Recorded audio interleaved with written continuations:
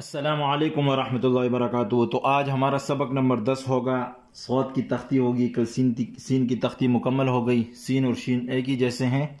تو آج ہم دیکھیں کہ صوت کے ساتھ ہم نے حروف کو کیسے جوڑنے ہیں۔ دیکھیں، ہم نے صوت کا سیرہ بنا کے حروف تہجی ساتھ میں لکھنا ہے۔ جیسے میں صوت الف لکھتا ہوں تو ہم نے یہ صوت کا سیرہ بنایا اور یہاں سے الف، تو یہ ہمارا صوت الف سا ہو گیا۔ یہ دیکھیں، یہ ہم نے صوت کا سیرہ بنایا اور ادھر سے ہم نے الف بنا دیا۔ تو آپ اس طرح صوت الف سا لکھتے ہیں۔ اچھا، اور اسی طرح با، تو ہم نے صوت کا سیرہ بنانے کے بعد یہ ادھر تک صوت کا سیرہ بنایا، ادھر سے ہم نے با بنا دی، تو یہ صوب ہو گیا۔ دیکھیں، صوت کا سیرہ اور ادھر سے با، تو اس طرح ہم جو ہے نا صوت با لکھ سکتے ہیں۔ یہ دیکھیں، صوت کا سیرہ اور ادھر سے با،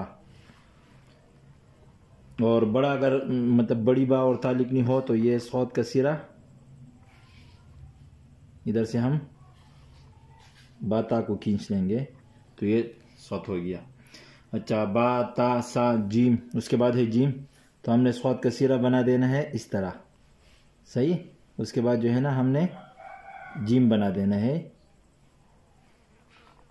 تو یہ سوج ہو گیا۔ دیکھیں، یہ صوت کا سیرہ ہو گیا، پھر ادھر سے جیم،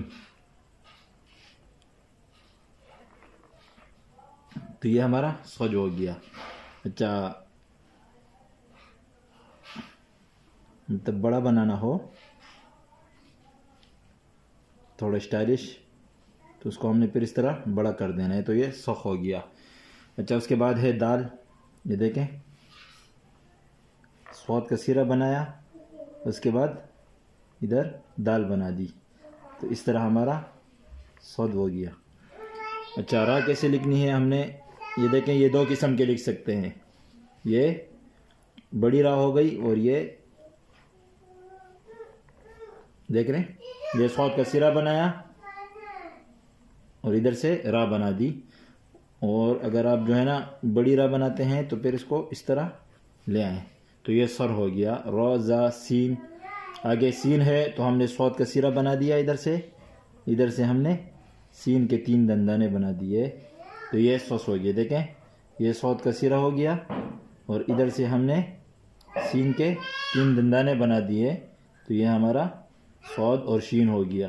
یہ دیکھیں، اور اگر بڑے شین بنانا ہو تو اس طرح اس کو کھینچ لیں گے۔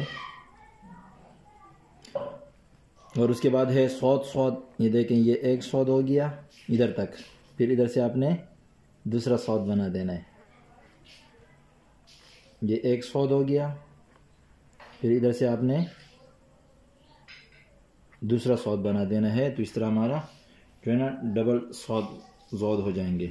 یہ دیکھیں، یہ ایک صوت، پھر ادھر سے یہ، تو اس طرح آپ کوشش کریں۔ انشاءاللہ جتنا آپ کوشش کریں گے اتنی آپ کی لکھائی بہترین ہوگی۔